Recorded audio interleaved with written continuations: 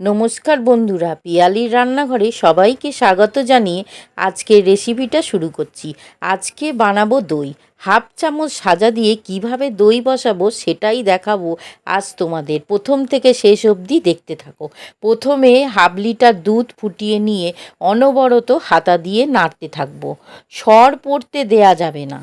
তারপর দুধটা একটু ঘন হয়ে আসলে 5 চামচ চিনি দিয়ে ভালো করে নেড়ে এবার নামিয়ে ঠান্ডা করতে হবে। যখন আঙুল ডুবিয়ে কিছুক্ষণ রাখতে পারবো তখন সাজার মধ্যে একটা বাটিতে 2 হাতা দুধ দিয়ে ভালো করে মিশিয়ে দুধটার মধ্যে ঢেলে আস্তে করে মিশিয়ে, বেশি নাড়ানাড়ি করব না, আলতো করে দিয়ে দেব। প্লেটটা বাটির ওপরে ঢাকা দিয়ে তার উপর একটা চাদর চাপা দিয়ে 12 ঘন্টা রেখে দেব। 12 ঘন্টা পর দেখো কত সুন্দর দই বসে গেছে।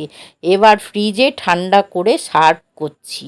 বন্ধুরা, তোমরা দেখতে পেলে কতটুকু দইয়ের সাজা দিয়ে যে দই বসানো যায় আর কত সুন্দর দই বসেছে তোমরা দেখতেই পেলে। তো তোমরাও বসিয়ে ফেলো। ভিডিওটি ভালো লাগলে লাইক, শেয়ার, সাবস্ক্রাইব করে পাশে থেকো বন্ধুরা।